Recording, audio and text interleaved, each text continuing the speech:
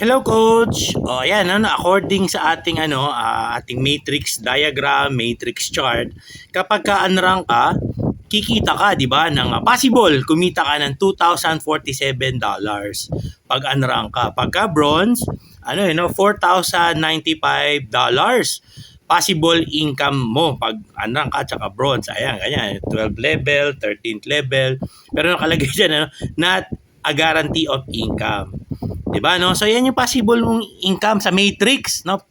$2,047 per month pag unrank ka. Pag bronze ka naman, 4,096 per month.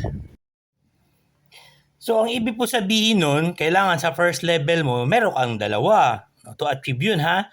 Sa second level mo, meron ka pong 4. Diba? Sa third level, 8. Sa fourth, 16. Sa fifth level, may 32 ka na tao. Sa 6, 64 na tao. Sa 7, 128. Sa 8, 256 na tao. Sa 9th level mo, dapat meron kang 512 na tao. Sa 10th level, dapat meron kang 1,024 na tao. Sa 11th level, dapat meron kang 2,048 na tao. At sa 12th level mo, dapat meron kang 4,096. Kailangan perfect po yan. Puno yan ha, puno. Hindi, minsan kasi hindi yan puno no? Kulang dito, kulang doon.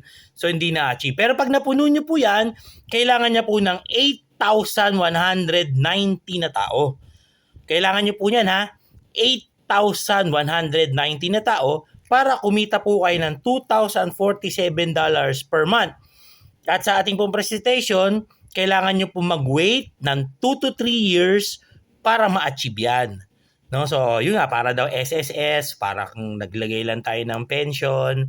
No, we will wait 2 to 3 years para ma-achieve po natin yan. Ngayon, ito po ang question. Possible ba ang 8,190 people sa perfect square na matrix in 2 to 3 years to earn 2,047 monthly? Possible kaya? Kaya natin? Mga coaches, 8,190 people dun sa perfect square ha. Sulit po ba ang pagbabayad ng monthly subscription at maghintay? Ayan, yan po yung ating matinding question. To achieve that, para ma-achieve nyo po yan, unang-una, kailangan walang malalaglag sa matrix. 'Di ba? Kailangan wala po talaga malalaglag sa matrix, as in zero. No, for the next 2 to 3 years, dapat walang malaglag sa matrix ninyo. Pangalawa, lahat ng 8,190 nagbabayad po ng kanilang monthly subscription for the next 2 to 3 years. Kailangan po lahat ha, wala pong hindi pwedeng hindi magbabayad doon. No, dapat po natin pag-isipan. So to think, ilang months na po ba tayo? Kaya ba talaga ang 8,190 people in 2 to 3 years?